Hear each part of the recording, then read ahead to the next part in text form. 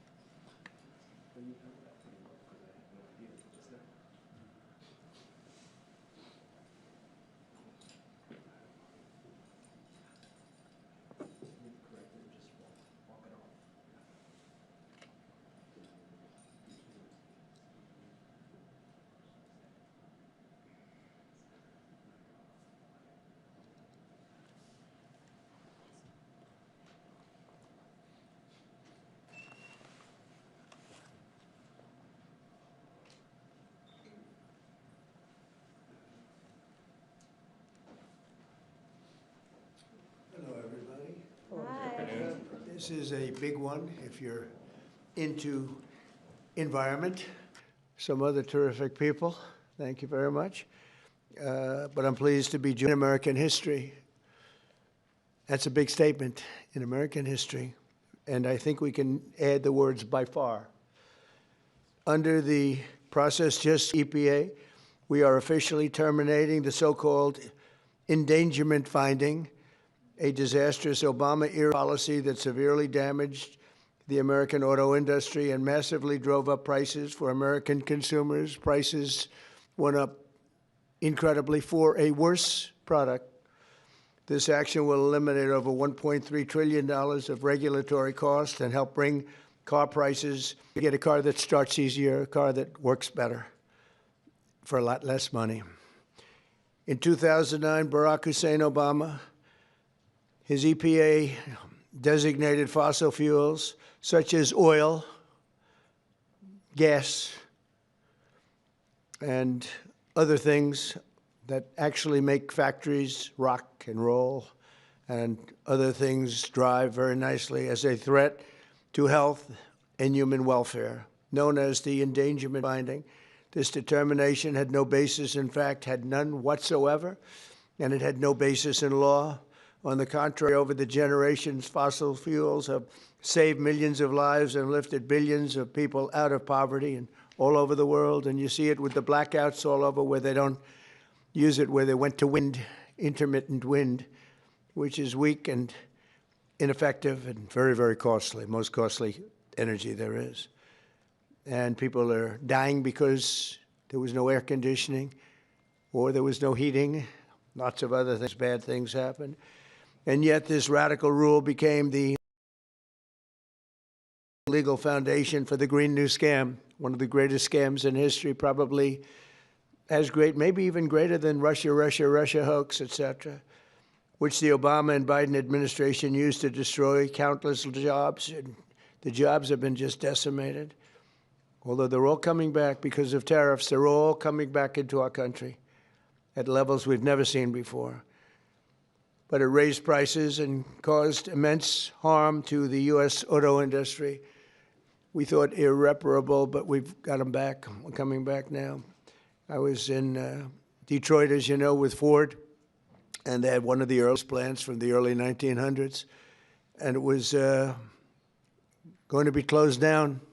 And then when I won, they said, let's keep it open for a little while. Let's see what happens. And they just announced, as you know, they're going 24 hours around the clock with that same plant that was going to be closed because of what we've done.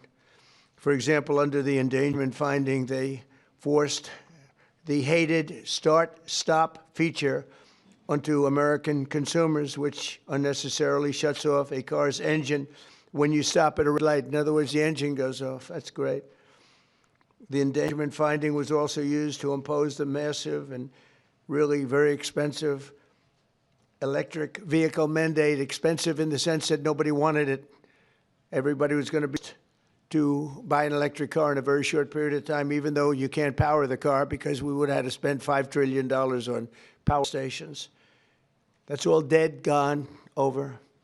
These crippling restrictions were a major factor in driving up our prices to unprecedented levels, and the car that you're getting was not nearly as good. In 4 years under the Biden administration, the price of a new and used car rose more than 22%, all to facilitate the Green New Scam without achieving any meaningful impact on the environment, but making the car worse. That is why, effective immediately, we are repealing the ridiculous endangerment finding and terminating all additional green emission standards imposed unnecessarily on vehicle models and engines between 2012 and 2027 and beyond. This action will save American consumers trillions of dollars and will lower the average cost of a new vehicle by close to $3,000. Think of that. During my campaign, I promised to cut 10 old regulations for every new regulation. And we've exceeded that. We've instead done it 10 regulations. We were able to cut 129. So now we cut 129. So think of that. I promised to cut 10 old regulations for every. It's something nobody can even believe it. So we did a lot of regulation cutting in the first administration, a record, nobody even close to it now, administration. The biggest one yet that we've done is happening right now. So perhaps no industry has benefited more from our historic deregulation campaign than the U.S. auto industry. We canceled the EPA's absurd, just totally absurd, tailpipe emission standards, which was a disaster for automobile manufacturing, and revoked Biden's emissions waiver that would have allowed California to regulate automobiles for the entire nation. And they're crazy out in California. They have nothing but trouble out there, as you know. That's why people are leaving in record numbers. I also ended Joe Biden's extreme CAFE emission standards, saving the average American consumer much more than $1,000 when they buy a new car. But now we're talking about close to $3,000. These regulation cuts, combined with our tax and tariffs, are the reason why the world's largest automakers have announced that they're going to be spending in excess of $100 billion in the United States in the next very short period of time, building new auto plants. We're bringing our auto plants, assembly plants, and factories roaring back to life, not even mentioning AI and all of the other things. We're building thousands of businesses in the United States. And if you remember, on my first day, they said if I could ever get the Dow up to 50,000 in my last year, in other words, in the fourth year, that it would be an unbelievable miracle. But don't worry about it, because it'll never happen, they said. And if I could get the SP up to 7,000, they said in the fourth year, they said it will never happen. Let's not even talk about it. I have things. Let's not even waste our time talking about it. Well, at the very end of my first year, the Dow hit 50,000. Now it's over 50,000.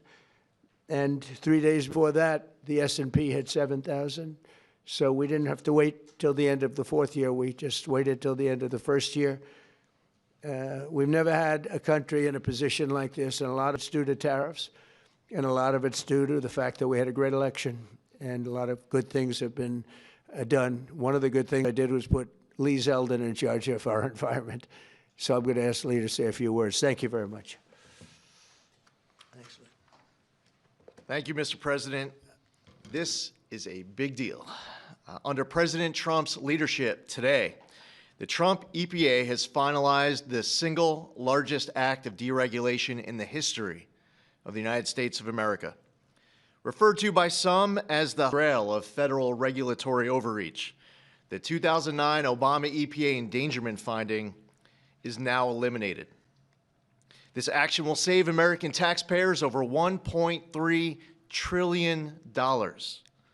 That means is lower prices, more choices, and an end of heavy-handed climate policies. With today's announcement, American families will save over $2,400 for a new vehicle. 16 years ago, an ideological crusade within the Obama administration set off the most costly regulatory power grab our country has ever experienced. The 2009 Obama EPA endangerment finding led to trillions of dollars in regulations that strangled entire sectors of the United States economy, including the American auto industry. It claimed new powers over the vehicles we drive, even though the best reading of the Clean Air Act clearly states otherwise. The Obama and Biden administrations used it to steamroll into existence a left-wing wish list of costly climate policies, electric vehicle mandates, and other requirements that assaulted consumer choice and affordability. And who paid the biggest price? Hardworking families, small businesses, millions of Americans who just want a reliable, affordable car to get to work, take their kids to school, or go to church on Sunday. The endangerment finding and the regulations that were based on it didn't just regulate emissions. It regulated and targeted the American dream. And now the endangerment finding is hereby eliminated, as well as all greenhouse gas emission standards that followed. The red tape has been cut. Manufacturers will no longer be burdened by measuring, compiling, or reporting greenhouse gas emissions for vehicles and engines. And the forced transition to electric vehicles is eliminated. No longer will automakers be pressured to shift their fleets towards electric vehicles, vehicles that are still sitting unsold on dealer lots all across America. And as a cherry on top, we are ending the federal government's push to get manufacturers to install that Obama switch, the almost universally despised start-stop feature. There will be no more climate participation trophies awarded to manufacturers for making Americans' cars die at every red light and stop sign. It's over, done, finished. Under President Trump's leadership, vehicle manufacturers can once again build what Americans want, not what politicians and bureaucrats in Washington demand. President Trump campaigned on reviving the auto industry, and he continues to deliver win after win after win, ending electric vehicle mandates, getting rid of the Biden Cafe standards with Secretary of Transportation Sean Duffy, and securing massive new U.S. manufacturing investments and all of the jobs that come with it. Affordable cars mean opportunity. That means jobs, healthcare, education, and mobility, especially for working families and rural Americans who rely on their vehicles every single day. And this isn't just about making the American economy boom. It's also about restoring the rule of law, a fundamental principle of our great republic. For years, unelected bureaucrats twisted the Clean Air Act into something it was never meant to be. The Obama administration twisted itself into some kind of pretzel to invoke authority it didn't have, to sidestep Congress. They claimed that 6 greenhouse gas emissions from vehicles, some of which aren't even emitted from vehicles and trucks, contribute some amount above zero to global climate change, what they said endangered public health. But their wild web of mental leaps isn't prescribed in federal statute. The Obama EPA's house of cards upended the best reading of the Clean Air Act, as well as 50 years of EPA precedent on what constitutes regulable air pollution. In the 16 years intervened, the Supreme Court has established clear precedent in Loper Bright Enterprises and West Virginia versus EPA. Court decisions and other developments upon his swearing in last year, President Trump immediately tasked on day one submitting requirements, recommendations, research on the legality and continued applicability of the 2009 endangerment finding. And at Trump's speed, he wanted that research and recommendation turned around instantly. We looked at the Clean Air Act. We looked at what the highest court in the land had said, and we used a very simple metric. If Congress didn't authorize it, EPA shouldn't be doing it. Congress never voted for these climate mandates inside of Section 202 of the Clean Air Act. If Congress wants EPA to regulate the heck out of greenhouse gases emitted from motor vehicles, then Congress can clearly make that the law, which they haven't done for good reason. Today, we dismantle the tactics and legal gymnastics used by the Obama and Biden administrations to backdoor their ideological agendas on the American people. Following the plain language of the law, we have now realigned EPA's rulemaking to reflect the Clean Air Act exactly as it is written and as Congress intended, not as others might wish it to be. Where our predecessors focused on trying to make and please a few fear-mongering climate alarmists, the Trump EPA is making decisions to benefit all Americans based on common sense and reality. And the American people are tired of paying the price of political games. Last November, they voted for an administration that would listen to them. They told us that the price of a newer, safer vehicle was too high. They told us they didn't want cars that shut off at every red light. They told us dealers were sitting on lots filled with electric vehicles that nobody wanted or were buying. The Trump EPA listened. We heard you and we acted. And today's action does not change regulations on traditional air pollutants and air toxics. This EPA is committed to providing clean air for all Americans. Powering the great American comeback is based on the singular focus of providing clean air, land, and water for all Americans while harnessing the greatness of the American difference from our predecessor. We believe that we can and must choose both. If you want an electric vehicle, buy one. If you want a diesel truck, then buy that. If you want a gas-powered vehicle or a hybrid, well, more power to you. That's what freedom and choice look like. We're restoring the rule of law, we're grounding policy in reality, we're giving power back to the American people. And we're bringing back the American dream stronger than ever before. EPA will never waver on its core mission of protecting human health and the environment, and this administration, we can do that while ushering in the golden age of America. To recap, the 2009 Obama EPA finding and all greenhouse gas emission standards on light, medium, and heavy-duty vehicles that followed is eliminated. American families now will save over $2,400 for a new vehicle. Today, the single largest act of deregulation in the history of the United States, over $1.3 trillion. The elimination of the endangerment finding is signed, sealed, and delivered. Thank you, Lee. That was long, but good. It was good. Maybe I should say great. It was great, and we appreciate it. Would you have anything to say, Russ? Please. Thank you, Mr. President. Literally no other president would have done this to get at the foundations of the Green New Deal, so tremendously excited that we are where we are today. Great work by, I'm a little worried that this next year will be, EPA alone will be dereg east by the number of things that are going to come out of EPA. So great work to the team, $1.3 trillion in savings, massive historical opportunity. Thank you. Thank you, Russ. Please. Would you like to speak? You're worthy of it. Good man. Thank you, Mr. President. Today is a historic day led by President Trump's leadership. No other president, as Russ said, would have undertaken this and at the speed we did. It was a great team effort. This is the model of the Trump administration, everyone working together, mission aligned. And Lee is also working on cleaning up the horrible situation with regard to farm equipment.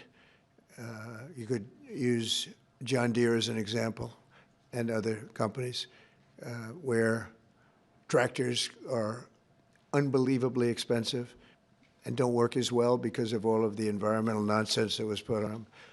Also excavators, any equipment like that, bulldozers, Caterpillar. Tractor would be a beneficiary, I guess, but the people are going to be a beneficiary because the equipment's going to be a lot less expensive, and it's going to also, most importantly, it's going to work much better, much better. So we're working on that immediately as we speak. We'll probably make it so that any of that equipment built in the United States will not have to go through this. If it's built outside, I think we'll probably leave the standard the same. If people are going to send us equipment, let them have that standard for whatever it's worth, which is not much. And I think it's a very big announcement, too, and we're going to see if we can get that done very quickly so that all of that equipment that we have made, including lawnmowers, et cetera, you won't have to go to the finest schools in the world in order to figure out how to operate it. Okay? So any questions, please? President Trump, thank you for this. And after this much applauded move to roll back the former EPA's endangerment finding, what additional steps do you plan on taking to scale back what many are calling climate industry scams? Specifically, and Secretary Zeldin knows about these wind turbines they're trying to bring to New York. Judge is allowing them to be rebuilt right near your hometown in Jamaica, Queens. They're being called a national security threat for air traffic coming into the airport. Well, we're trying to make sure it doesn't happen, and we've basically stopped all windmills in this country. It's the most expensive energy you can get. They're all made in China, a little bit in Germany, but mostly in China. And we're putting them all over fields and ruining the fields and killing the birds and all of this. And the environmentalists say they like them, but they really are a tremendous eyesore. They ruined. Europe has gone, as you know, Europe isn't even recognizable anymore between immigration and because of, environmental things like the windmills, which are taking over. The people hate them. The energy is by far the most expensive.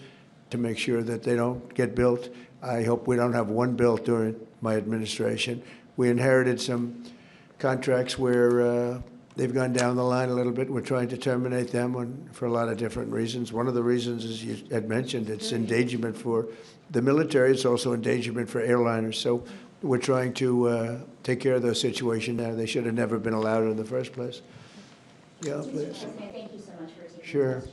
What do you tell Americans who are concerned that the $1.3 trillion in savings does come at a cost to public health and the environment based on science? I tell them, don't worry about it because it has nothing to do with public health. This was all a scam, a giant scam. This was a ripoff of the country by Obama. And let's say Obama started it and got it rolling. And a terrible ripoff. They'll have more money to spend for health care, if you look at it. Now they can go out and spend it on something that's meaningful. And nobody's doing more for health care than the Republican Party. And that starts with the fact that prescription drugs are going to be coming down at numbers that nobody's ever seen before. They're falling. We were paying the highest prices in the world by far, sometimes by 10 times more than other countries. Now we're going to be paying whatever the lowest price is anywhere in the world. We're going to be paying that. It's called favored nations, most favored nations. And I think it's the biggest thing to happen in this world, the world of medicine, prescription drugs, ever. There's never been anything like it. If like in my third year, first term, I actually got prices down 1/4 or 1/8%, and I was so proud of myself because they were like that for years and years. And since under Biden, they went up very, very substantially. And now they're coming down by, depending on, you could say 500, 600, 700%, depending on the way you want to, or you could say 80%. It doesn't matter. They're coming down by numbers that nobody ever thought possible. I got it all done, and I got it all approved, and all of the countries all over the world are going to pay more. They've agreed to pay more because of tariffs. I said, if you don't do it, we're going to have to tariff you, and they've all agreed to do it. Otherwise, they would have never done it. That was why no president has ever been able to get it done. Please. Yeah, Mr. President, you took more than 600 deregulatory actions in your first year here. Coming from the business world, unnecessary red tape can hinder business expansion, investment expansion. Given the magnitude of this announcement here today and the deregulatory action you took in your first year, how much economic growth can we expect to see as your term progresses? It's a great question. I think that it'll be enormous. Who knows really what the number is, but I can tell you in terms of economic growth, we have $18 trillion being invested in this country right now, the most ever of any country by far, not even close. Think of it, no matter where, not just here. $18 trillion coming in, and that money is being spent right now as we speak in new plants and equipments. And you may have heard Lee mention, I mentioned also, that over $100 billion is going to be spent in this very short period of time just by foreign auto companies on building auto plants in the United States. Some of the greatest thing that ever happened to the United Auto Workers. The head man was not been nice to me, but now I understand he's saying this is the greatest auto president in history. But the auto workers gave me their vote, and they knew what I was doing, and they know what needed to be done. The tariffs saved them, but this is now taken it to a level that I think, Lee, that nobody ever thought even possible. They thought this was, nobody would have the courage to do it. We have to have the courage to do it because we're making America great again. This is a big factor in making our country great. If you look at some of these cars, they didn't even work. They had computers all over the place trying to save a half an ounce of fuel. We have fuel for the next 500 to 1,000 years under our feet, and they're trying like hell to save a half an ounce of fuel. The whole thing is just crazy. Please, go ahead, please. Mr. President, is climate cooperation with China no longer in America's interest? And could you please confirm that you are going to visit China the first week of April? Yeah, I'll be visiting President Xi in April. Look forward to it. He's coming here later in the year, and I look very much forward to it. No, our relationship with China is very good right now. And this is, not relevant too much having to do with China, what we're announcing today. But no, my relationship with President Xi is very good. Yes? Mr. President, following your meeting with Prime Minister Netanyahu yesterday, has your thinking changed at all as it relates to these negotiations with Iran we have or to the make a deal. timeline with Iran? We have to make a deal, otherwise it's going to be very traumatic. Very traumatic. I don't want that to happen, but we have to make a deal. They should have made a deal the first time, and they got midnight hammer instead. To be very traumatic for Iran if they don't make a deal. Look, if they don't make a deal, then it'll be a different story. But we had a very good meeting yesterday with Bibi Netanyahu, and he understands, but it's ultimately up to me. If the deal isn't a very fair deal and a very good deal with Iran, then it's going to be, I think, a very difficult time. Them in the back. I guess over the next month, something like that. Yeah, it should happen quickly. They should agree very quickly. Yeah. Mr. President, we might be heading into a partial government shutdown. When was the last time you spoke with Chuck Schumer, and do you still feel Democrats are negotiating in good faith? Well, a week ago I spoke, but we have to protect our law enforcement. Actually, the Supreme Court gave a ruling, or one of the courts gave a very big ruling on masks, that you have the right to use them, for personal protection if you want. So I don't know how that interjects. They want our law enforcement to be totally vulnerable and put them in a lot of danger. They have some things that are really very, very hard to approve, frankly. As you know, it's only pretend. We had various of the other bills. That's all done, but we're left with this one. We have to protect law enforcement. Very important. Please. Why does Prime Minister Netanyahu want you to stop negotiating with Iran? He is. You're saying stop entertaining, stop talking to them? Didn't say that. We didn't discuss that. I'll talk to them as long as I like, and we'll see if we can get a deal with them. And if we can't, we'll have to go to phase 2. Phase 2 will be very tough for them. I'm not looking for that. Mr. President, there are currently 0 Israeli hostages left in Gaza because of you. Thank you for that. And now that the war is ending in Gaza and Israel, I wanted to ask, do you believe Bibi bears any responsibility for the security failures that we saw on October 7th? Well, October 7th was a rough time, and I guess everybody's responsible. It's you to look, but it was a terrible attack. It was a sneak attack.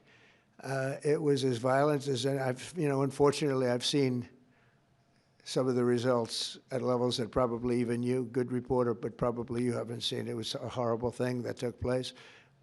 People were surprised. It was a surprise attack. Nobody saw that coming. He didn't see it coming. Nobody else would have seen it coming if they were in his position, I don't believe. But I can tell you he's been a very good wartime prime minister. He's been very strong. We've worked with him very well. We had tremendous success with Iran and everything else we've done.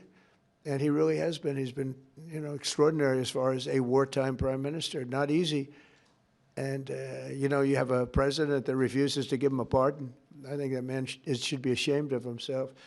A pardon over this trial that's going on. The president of Israel, the primary power he's got is the power to give pardons. And he's not, he said he's given it 5 different times, but he doesn't want to do it because I guess he loses his power. I think the people of Israel should really shame him. He's disgraceful for not giving it. He should give it. But Bibi's been a great wartime prime minister, and I've been the best friend to Israel I think that they've ever had.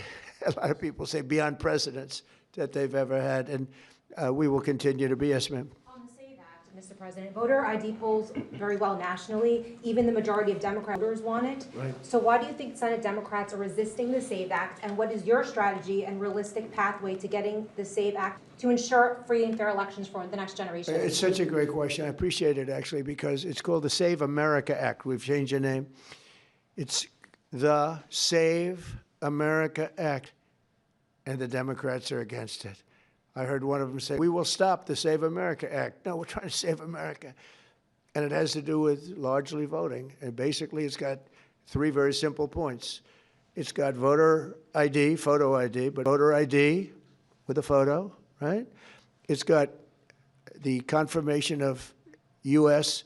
citizenship. You have to be a citizen. So you have a vote, you have an ID. It's about a 99% one, and I think 90% with Democrats.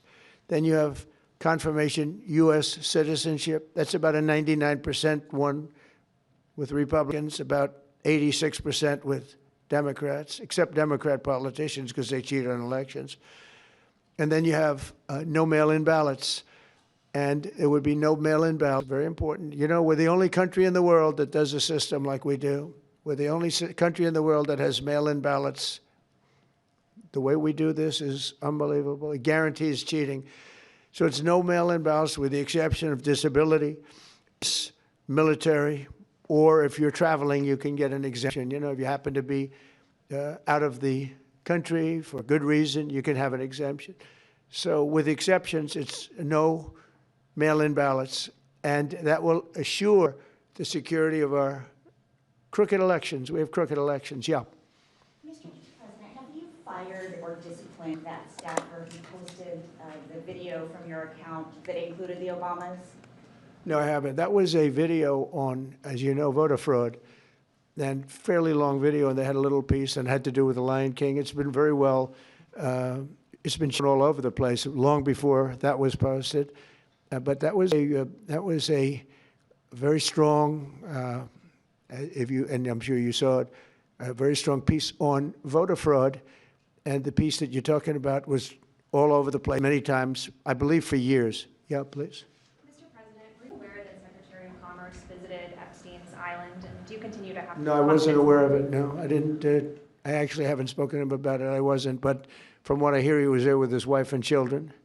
I guess in some cases, some people were. I wasn't. I was never there. Somebody will someday say that. I was never there. Yeah, please.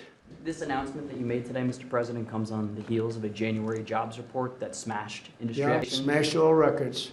And a big feature of that was you reprivatizing the economy, an economy that was bloated with federal employment under the previous president. What's your message to Americans following this jobs report that smashed industry expectations? Is this just a sign that the best is yet? Thank you. The jobs reports, in certain ways, because we have tremendously fewer federal employees, way down. And now I could have left them and add to what we did, and we would have had almost 100% employment. I could have gotten a great kick out of the fact that we're 100% employed, but we got rid of tremendous numbers of federal workers, and they hated me for it. Now they love me because most of them have gotten jobs in the private sector for 2 and 3 times more money than they were being paid by the federal government. We had some jobs where you had 10 workers for one job, 10 workers for a job that one person should be doing. And we've gotten rid of a lot of those jobs. And by getting rid of them, these people became available to work in the private sector. And as you know, the numbers are incredible. So the job numbers are incredible. The financial numbers are beyond belief. Again, they thought it couldn't be done in 4 years, and I did it in 1 year. And the numbers you're going to see is these, I don't know if you notice also construction numbers, the jobs for construction workers. You know why? Because building plants all over the United States, that's why.